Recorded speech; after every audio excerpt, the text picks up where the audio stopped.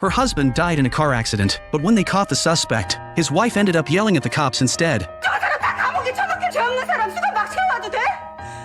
아니 어딜 봐서 이 사람이 사람을 죽였다는 거야. 왜 수감 채워오냔 말이야. Because Mylan has already realized this man is actually her husband, but what she did made Jishuen's wife completely confused. 왜 여기까지 와요? 억울한 일 겪어놓고도 한마디도 못하는 꼬라지가 어쩜 그렇게... 내 남편이랑 똑같아요.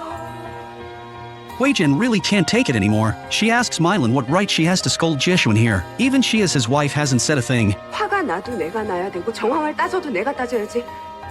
지수 어머니 왜 이러시는지 이해를 못하겠네요. At this moment, both the uncle and Mylan don't know how to explain it to Huijin. Back home, Huijin gets angrier the more she thinks. She can't figure out what relationship her husband has with that woman. So the next day, she meets Mylan alone. 송현철 돌려주세요.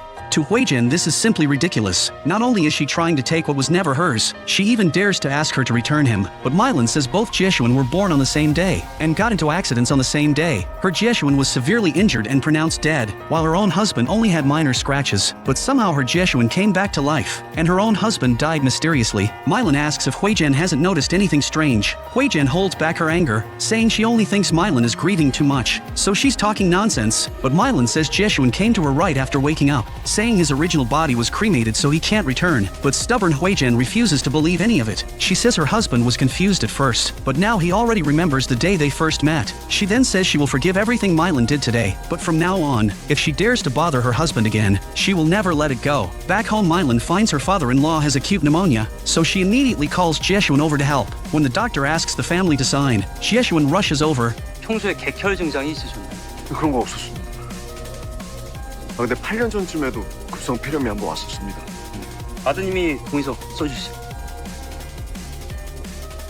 Now Mylan is completely sure of who the man is, and while urging his father to take care of himself. 지수 초등학교 입학하는 날도 이렇게 쓰러지셔서 병원 온 거 기억 안 나세요? 그리고 아버지, 술 좀 작작 드세요, 제발. Seeing his father's completely unfazed look, the uncle finally reveals who he is. 저 현철이에요.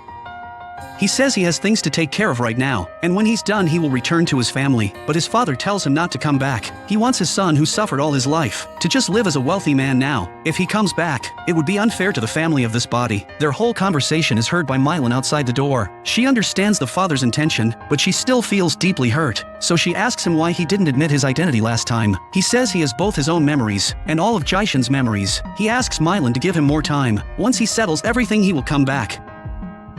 당신이 왜 그 집 애들이랑 그 여자를 신경 써? 그 집 가장이기도 하니까. Mylan is furious, but she has no reason to argue. That night, Huijin is folding her husband's clothes at home when she suddenly hears his phone ring. It shows an incoming call from his wife. She looks at her own phone sitting on the dresser just fine, so she forces herself to stay calm and answers. 전화했으면 말을 해. 지수 아빠. 여보.